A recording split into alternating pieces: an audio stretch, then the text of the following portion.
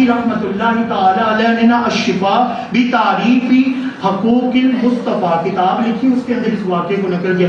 آقا کریم کی نا مجلس سجی ہوئی ہے، یکا یک نا ایک دیہاتی بدو عربی آیا، آ کر نا کہتا ہے تاڑی جو محمد مصطفیٰ کہڑے نے، تاڑی جو حضور محمد مصطفیٰ صلی اللہ علیہ وسلم کہڑے نے۔ صحابہ کرام نے آگے سے جملہ پتہ کیا کہا، اور کہا سانو سارے ویکھ لے جہدے وچوں سب تو چمکدار روشن چہرہ تینوں نظر آئے نا، سمجھ آئی آمینہ دے لال محمد مصطفیٰ۔ کہتے میں نے دیکھا میں حضور صلی اللہ علیہ وسلم کے بیٹھ کے میں کہا ماڑے گھر ہے میرے کو حالات بھی سارے خراب، حضور کوئی کرم ہی کر چھڈو، کوئی عطا ہی کر چھڈو۔ کہتے ہیں حضور صلی اللہ علیہ وسلم نے نا کچھ ان کو پیسے وغیرہ کچھ اخراجات کچھ عطا کیا، تو اب خوشی ہوتی ہے نا۔ آج کے دور میں اگر کوئی کہے نا تو کسی کو کوئی کروائے تبرک انسان، وہ کہتا ہے ہمارا نام جب تک نہ لیں قبول نہیں ہوگا، ہم جب تک اپنا نام نہ لیں ہمارا نام نہ کوئی بولے قبول نہیں ہوگا۔ تو یہ در کسی معمولی در کا تو نہیں، یہ تو محمد مصطفیٰ کا در ہے نا۔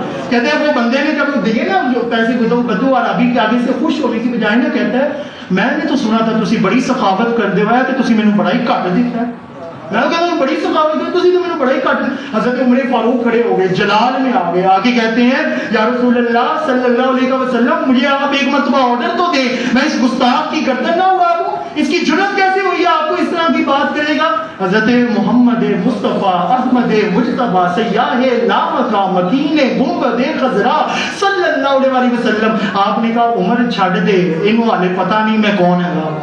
کہتے گھر لے گئے اس کو، گھر کا شانہ نور کے اندر لے گئے، اس کو بٹھایا۔ آقا کریم نے پہلے کھجورے کھلائے، پھر سرکہ کھلایا، پھر آقا کریم نے دودھ پلایا۔ جب وہ سیر ہو گیا نا حضور نے اور پیسے عطا کیے، وہ پھر اور پیسے عطا کیے، پھر اور پیسے طلب کے کہتا ہے حضور بس کر دے میں تو چکیا بھی نہیں جانا، اب تنگی داماں پہ نہ جا اور بھی کچھ مانگ، ہے وہ آج مائل باتا اور بھی کچھ مانگ۔ کہتے حضور میرے کو چکیا نہیں جانا۔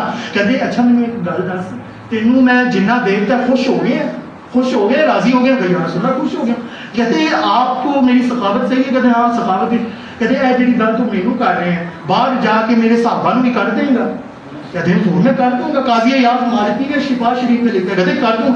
کہتے جب تو انہوں نے سامنے کیا سی نا کہ حضور نے بڑا تھوڑا ہی دیتا ہے کہ انہوں نے دل ٹوٹ گئے سی، انہوں نے دل ٹوٹ گئے، انہوں نے سامنے جا کے ذرا بول رہی کہ حضور نے بڑا دیتا ہے کہ انہوں نے دل خوش ہو جائیں گے۔ پتہ چلا اس دور میں بھی جب اس طرح کی باتیں دل ٹوٹ جاتے تھے، دل ٹوٹ جاتے کا انہوں نے سامنے کہا اور دل مسکرانا خوش ہو جائے۔ کہتے میں باہر گیا، میں نے باہر جا کے نا عربی کہتے میں نے جملہ کہا، کہتے میں کہا آندھی اتنی تیز نہیں چلتی جتنی محمد مصطفیٰ کی سخاوت تیز چلتی، حضور کی سخاوت اتنی تیز چلتی، آندھی اتنی تیز نہیں چلتی۔ حضور نے نا عمر فاروق کو کہا، میں کہا دیکھو تم اگر اسے پہلے مارتے نا تو اس نے سیدھا جہنم میں جانا تھا، اب یہ جس ایمان اور عقیدے پہ کھڑا ہے نا اب اگر یہ دنیا سے جائے گا تو سیدھا جنت الفردوس میں جائے گا۔ اور پھر حضور نے غلاموں کی طرف اشارہ کر کے فرمایا آپ کے لیے پیغام ہے، گفٹ ہے، تحفہ ہے آپ کو۔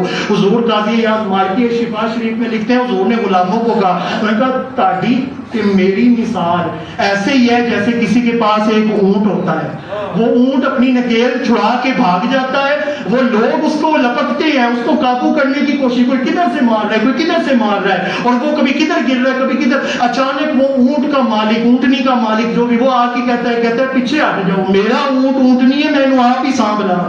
کہتے ہیں وہ گھاس دکھاتا ہے، وہ بھاگتی ہوئی اونٹنی آ جاتی ہے، پاس آ جاتی ہے، وہ اس کو اوپر بٹھا کے سواری کر کے چلا جاتا ہے۔ کہتے ہیں بلا تشبیہ و بلا مثال ہے، امت بھی میری ہے تینوں سامنا بھی مینوں ہی آندا ہے، امت بھی میری ہے تینوں سامنا بھی مینوں ہی آندا ہے۔